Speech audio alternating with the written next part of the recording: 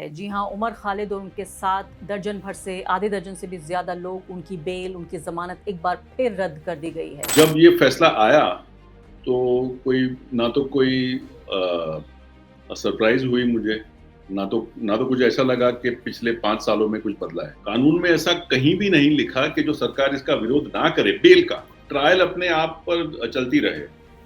जो आपको ऐसा लगे कि ये मुकदमा चलना चाहिए तो वो चले, जब तक उसका कोई नतीजा ना निकले, लोगों को जेल में ना रखा जाए। सिर्फ ये आधे दर्जन भर लोगों की नहीं है, उन लाखों लोगों को ये सज़ा मिल रही है जो सड़क पर आए, जिन्होंने अपने बुनियादी अधिकारों के लिए आवाज़ उठाई। मैं एनटीसीए एनआरसी प्रोटेस्ट की बात कर रही हूँ। आज देश का जो मुसलमान है और ख़ासकर वो लोग भी जो लोकतंत्र में विश्वास रखते हैं, वो बहुत ही दिल उनका टूटा हुआ है और वो जुडिशरी की तरफ एक आस की निगाह से देख रहे थे, लेकिन निराशा उन्हें हाथ लगी है। और ये मैं मानता हूँ कि एक एक ब्लैक स्टेन होगा हम सब पर, कि जहाँ पर आपको अपनी आवाज़ उठानी थी, जहाँ पर गणतंत्र था, जहाँ पर मीडिया नाम के वास्ते सिर्फ फ्री था, जो कुछ हो रहा था इन नौजवानों के साथ, बहुत से और लोगों के साथ, उसके खिलाफ आपने आवाज़ नहीं उठाई। नमस्कार। न कोई अपील, न कोई दलील, सिर्फ सज़ा बरकरार है। जी हाँ, उमर खालिद और उनके साथ दर्जन भर से आधे दर्जन से भी ज़्यादा लोग, उनकी बेल, उनकी ज़मानत एक बार फिर रद्द कर दी गई है। सारी अपीलें रद्द कर दी गई हैं। अब पता नहीं कब तक इन लोगों को जेल में सड़ना पड़ेगा। जो हमारे देश की जो जुडिशरी है, जो न्यायपालिका है, उस पे लगातार सवाल उठ रहे हैं पिछले 1 दशक से कि क्या वो सत्ता के आगे गुलाम हो चुकी है। हम अलग-अलग देख रहे हैं, जो सुप्रीम कोर्ट के जजेस भी हैं, वो किस तरह से वो अपने, जैसे अंग्रेज़ी में रिहैबिलिटेशन कहा जाता है, यानी कि रिटायरमेंट के बाद की जो पोज़ीशंस हैं, उनके लिए या किसी भय में या लालच में किस तरह से ये तमाम फ़ैसले हो रहे हैं। आकार पटेल जी, ये बताइए सबसे पहले तो, जब आपने ये सुना, क्या आप उम्मीद लगा के बैठे थे कि इस बार तो कम से कम उमर खालिद और उनके साथ जो अन्य लोग हैं, उनको ज़मानत मिल जाएगी, उनका ट्रायल तक शुरू नहीं हुआ है, उनसे कोई सवाल नहीं पूछा गया, उनको कोई जवाब देने का भी मौका नहीं मिला? नहीं, उम्मीद तो हर दफ़ा होती ही है, क्योंकि एक्टिविज़्म का मतलब ही ये है कि आप समझे कि रोशनी आएगी कभी, कि अ अंधेरा जो है वो रहेगा नहीं ज़्यादातर। लेकिन जब ये फैसला आया तो कोई ना तो कोई सरप्राइज़ हुई मुझे, ना तो कुछ ऐसा लगा कि पिछले 5 सालों में कुछ बदला है। आपको ये लगा कि पिछले 5 सालों में नहीं बदला कुछ, लेकिन अब इस जो ये ज़मानत रद्द हुई है, इसे आप किस तरह से देखते हैं? अब ये मामला यहाँ से कहाँ जाएगा? और तमाम सवाल जो उठ रहे हैं, वो ये कि जुडिशरी के ऊपर सवाल उठ रहे हैं कि क्या उसका भी भगवाकरण हो चुका है?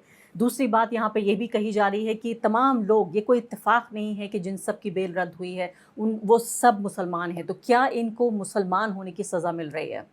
बिल्कुल, 2 2 चीज़ें हैं इसमें। एक तो ये कि यूएपीए का जो कानून है वो बहुत ही हार्श है, वो ठीक है कि आपको बेल मिलना इसमें मुश्किल है। लेकिन एक स्पेसिफिक चीज़ है यहाँ पर, बेल क्यों नहीं दिया जाता?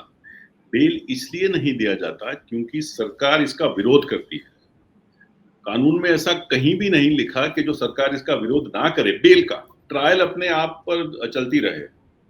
जो आपको ऐसा लगे कि ये मुकदमा चलना चाहिए तो वो चले, जब तक उसका कोई नतीजा ना निकले, लोगों को जेल में ना रखा जाए।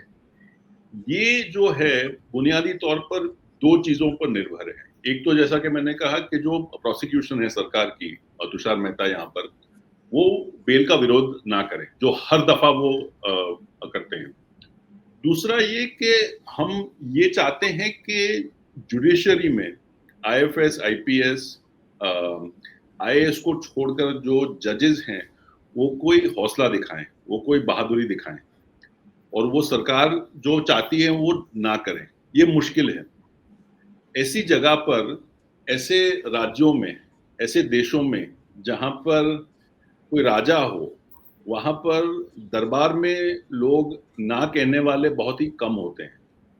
और कोई गणतंत्र में जहाँ पर एक ऑथोरिटेरियन पावर में हो, वहाँ पर बहुत ही मुश्किलात के साथ, जैसा कि हमने 75-77 में देखा, सुप्रीम कोर्ट ये मानने को नहीं तैयार थी कि भारतीयों के पास कोई फंडामेंटल राइट्स हो। तो कुछ जजेस होते हैं जो ये हौसला, ये बहादुरी दिखाते हैं और कोई रास्ता निकालते हैं और बेल मिला है लोगों को, यही अमीनी केसों में। लेकिन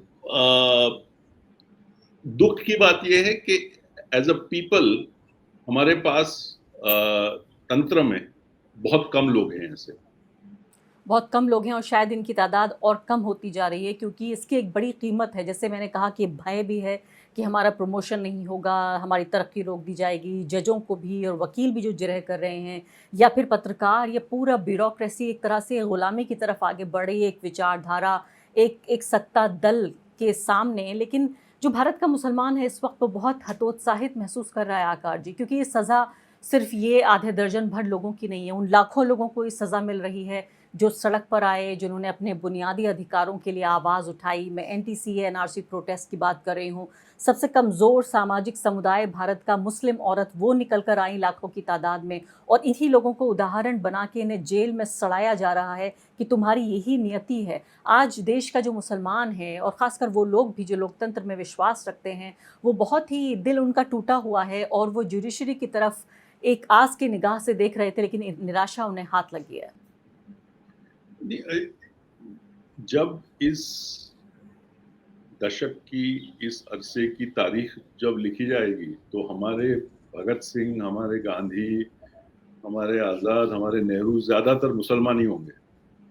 ये मुसलमान औरतें और मुसलमान नौजवान हैं जिन्होंने सबसे ज़्यादा गणतंत्र में ऑथोरिटेरियनिज्म के खिलाफ आवाज़ उठाया बहादुरी से और उसकी सज़ा भुगती और भुगत रहे हैं।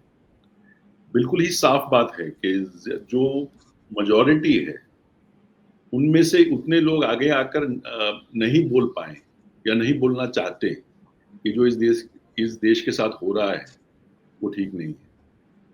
और ये मैं मानता हूँ कि एक ब्लैक स्टेन होगा हम सब पर कि जहाँ पर आपको अपनी आवाज़ उठानी थी, जहाँ पर गणतंत्र था, जहाँ पर मीडिया नाम के वास्ते सिर्फ फ्री था, जो कुछ हो रहा था इन नौजवानों के साथ, बहुत से और लोगों के साथ, उसके खिलाफ आपने आवाज़ नहीं उठाई। अब देखिए आपको तो दुनिया के बहुत से देशों में जहाँ पर मीडिया फ्री है, वहाँ पर आप रिपोर्टिंग देखें भारत का, उसमें एक हद तक ये बात दोहराई जाती है कि एक ही तबक्के के पीछे ये सरकार पड़ी है और जो सबसे भारी जो नुकसान पहुंचा है वो इन्हीं लोगों पर है और अक़लियतों पर, खास तौर पे मुसलमान। जी हाँ। आपको तो हैरानी नहीं होगी, हम देख रहे हैं सोशल मीडिया पर सेलिब्रेशन हो रहा है, जश्न मनाया जा रहा है कि इन आतंकवादियों को यही सज़ा मिलनी चाहिए। यहाँ तक की बातें लिखी जा रही हैं कि इनको जेल में भी सड़ाने की ज़रूरत नहीं है, इनको तो पॉइंट ब्लैंक पे गोली मार देनी चाहिए। टैक्स पेयर का पैसा क्यों खर्च किया जा रहा है? यानी एक तबके में एक तरह की नफ़रत एक समुदाय के खिलाफ और कुछ चेहरों को एक दुश्मनों का चेहरा, एक राष्ट्र विरोधी चेहरा बताने की कोशिश हुई है। ऐसे में आप क्या कहना चाहते हैं इस देश के मुसलमानों से? वो सब्र रखें, वो हिम्मत रखें? 11 साल गुज़र चुके हैं यही ज़्यादती सहते-सहते। और मेरी कोई स्टैंडिंग नहीं कि मैं उन लोगों से कुछ कहूँ जिन्होंने ये भुगता है, जो लोग आगे खड़े हैं, मुझसे ज़्यादा जानते हैं। लेकिन मैं ये एक बात ज़रूर कहूँगा अपने लोगों से कि हम लोगों को शर्म आनी है कुछ सालों में, क्योंकि इसका अंत होगा। आप देखें तो अपने दरवाजे के बाहर आप जाके रास्ते पे खड़े हो जाएं, तो जो क्रोध, जो एक भाषा का इस्तेमाल होता है हिंदू मुस्लिम, वो आपको दिखाई नहीं पड़ेगा, क्योंकि ये देश ऐसा नहीं है। ये हम पर थोपा जा रहा है ऊपर से। ये नॉर्मल और नेचुरल नहीं है, और क्योंकि ये नॉर्मल और नेचुरल नहीं है, इन लोगों के जाने के बाद जो पहले था वो लौट आएगा। लेकिन उसके लौटने पर हम सबको बहुत ही शर्मनाक महसूस होना होगा, जिन लोगों ने इसका विरोध नहीं किया उस वक़्त जब ये हम पर थोपा जा रहा था। बहुत-बहुत शुक्रिया आकार पटेल जी, आपका इस बातचीत के लिए। द वायर के और वीडियोस देखने के लिए सब्सक्राइब करें और बेल आइकन पर क्लिक करें। स्वतंत्र पत्रकारिता की आर्थिक मदद करने के लिए डिस्क्रिप्शन में दिए गए लिंक पर जाएं और अपनी राशि चुनें।